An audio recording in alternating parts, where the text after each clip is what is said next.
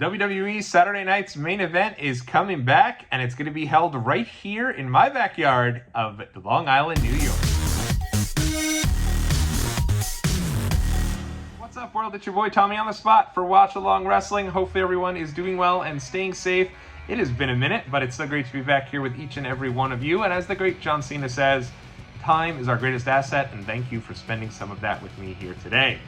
All right, so some really exciting news here. You know, I had heard the kind of the rumors, if you will, about WWE bringing back Saturday night's main event, but I didn't realize it was going to be happening so soon.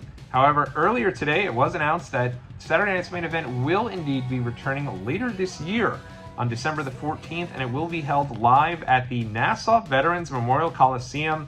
Holy throwback. I didn't realize WWE was still doing anything at the Nassau Veterans Memorial Coliseum. This is a venue I grew up with, one of my favorite venues of all time. I'll get into a little bit more about why I love that place so much here in a few moments. But before we get there, let's talk a little Saturday night's main event. So this special will air live on both NBC and Peacock, 8 p.m. Eastern on December the 14th. And I'm very excited for it. I'm a little trepidatious because honestly, when Saturday night's main event first started, for those of you who don't know, it started in 1985, and this is right at the peak of the Rock and Wrestling connection. This is right at the peak of, the Hogan era, the golden era, if you will. And basically, they would air Saturday night's main event live on weeks when Saturday Night's Live wasn't doing a new episode. So you think about that, like how crazy it is on NBC back in the 80s, when you don't have cable TV, you don't have very many channels anywhere. Wrestling was so big that they were considered a reasonable replacement for Saturday Night Live. Just incredible to even think about, and it makes a certain degree of sense. Because remember, back in 1985, back in the mid-80s, you didn't have Monday Night Raw, you didn't have SmackDown, you didn't have great matches happening on regular TV every single week. I mean, this week alone, there's probably been 5 or 6 pay-per-view quality matches on TV. But back then, there really wasn't. You'd have some interviews, you'd have some hype pieces on some of the weekend programming, but if Hulk Hogan was there, he was fighting a guy real quick in a quick squash match, and if you wanted to see him wrestle a competitive match, you'd actually have to go to the shows live because that would be the only opportunity. So when Saturday night's main event came around in 1985 and they announced that Hulk Hogan was going to be wrestling Cowboy Bob Orton for the world title, that was a big deal. Like, people were super stoked to see that, and that's why these specials did so well for so long. So Saturday night's main event, it was a staple of NBC from the mid-80s in 1985 all the way through 1991. And then in 1991, they moved over to Fox for 2 different specials through 1992, and then would end up taking a hiatus. But Saturday night's main event did come back as a part of the WWE's deal with the USA Network in 2006. They ran and they ended up doing a situation where they'd have a special on the Saturday nights, and they ended up doing 5 of these from 2006 2008. Now towards the end they petered out, but in the beginning these were actually some fun specials, and actually I think probably it peaked with the special they did right around WrestleMania 22. It's actually a DVD extra on the WrestleMania 22 DVD, and it's a great sister piece for WrestleMania 22. You had like a couple of fun matches. I think it's like a 6-man tag with all the participants that were in the world title matches. But towards the end, these did end up becoming kind of afterthoughts for WWE, and I hope that's not the case here. I'm very excited that this is going to be a live special. Obviously, plan is to go. It's going to be local for me, so I'll definitely do my best to get out there for that show. I was actually at one of the final Saturday night's main events. It took place in 2007. It was August the 13th, 2007. I think it was the second to last Saturday night's main event special, and this really was a nothing show. It ended up taking place right after Raw. So you think of that, Raw ends usually 11:15ish. They then had to change the ring around and get ready for a brand new show that started and kicked off at 11:30 p.m.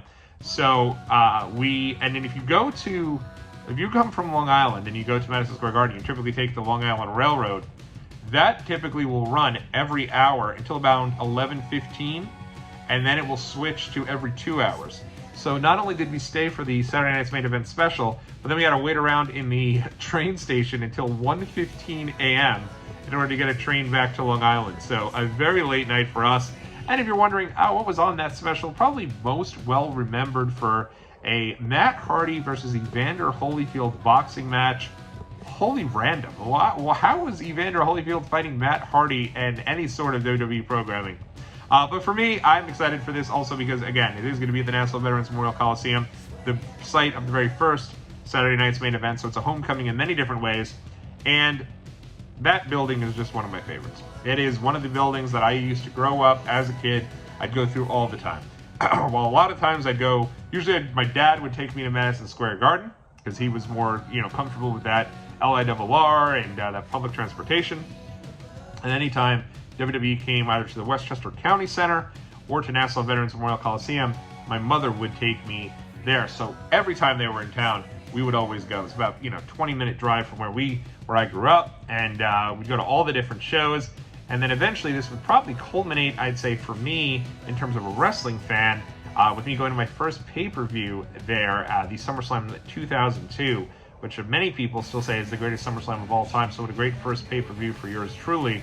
But even then, after that, I graduated from high school in that building at Nassau Veterans Memorial Coliseum, and then went to school just a hop, skip, and a jump away, literally 10-minute walk from Nassau Coliseum. So whenever the WWE would come to town, I'd go over there like in the middle of the day, and you'd see all the wrestlers walking from the hotel into the building, because you typically would try to get your tickets online. If you couldn't get them quicker, everyone knew you'd just wait till day of the show, and once they set up the set for Raw or SmackDown, they would always release more tickets. And because they weren't really able to put them online at the time, back in like the mid-2000s, they'd release them for sale. So I'd always walk over to the box office, I'd get tickets for me and a buddy, and then walk back to class, do what I had to do.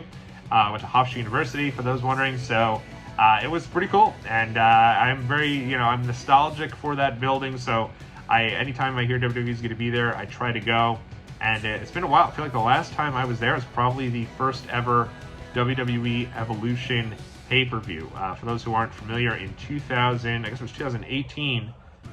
Yeah, 2018, they did a all-women's pay-per-view. It was really great, and it was main evented by Ronda Rousey and Nikki Bella. And the show had great reviews. People were really into it. I think that they were presenting it as, hey, Ronda Rousey is a part of the women's division. This is great news. And because of that, we're going to be able to have a show in which she's going to be main eventing. And then when Ronda was gone, because remember, Ronda's only there from 2018 to 2019, they never did another Evolution. But I thought they certainly could have. Certainly now. I mean, the women's division is so loaded with talent. You also have the women down in NXT, and you also have the relationship with TNA. Jordan Grace has made a couple of different appearances. I think that would really be something they should consider bringing back. But at least WWE is running the building again. I'm pumped for that. It'll be cool to see. And they will be doing so and bringing a show that, I think is going to have a lot of interest. I think is going to be something cool. In the preview for it, they actually show Cody Rhodes, Roman Reigns, Bianca Belair, Rhea Ripley. So all the bigger stars were already shown. It looks like this is going to be both Raw and SmackDown a part of this. Who knows if that means Roman will be on the show. I know folks are probably already wondering. I personally don't think he will. But if they want to build it up as a big deal, what other better way to do it than to have Roman Reigns and Cody Rhodes both a part of that show, and certainly Rhea Ripley and Bianca as well. Those are some of the bigger stars they have. So it's going to be fun. Saturday night's main event. Let me know if you're excited for this, if you're going to be watching. And keep it locked right here to Watch Along Wrestling. We'll be back real soon with some more great content for all of you. Until next time, catch y'all in the next video.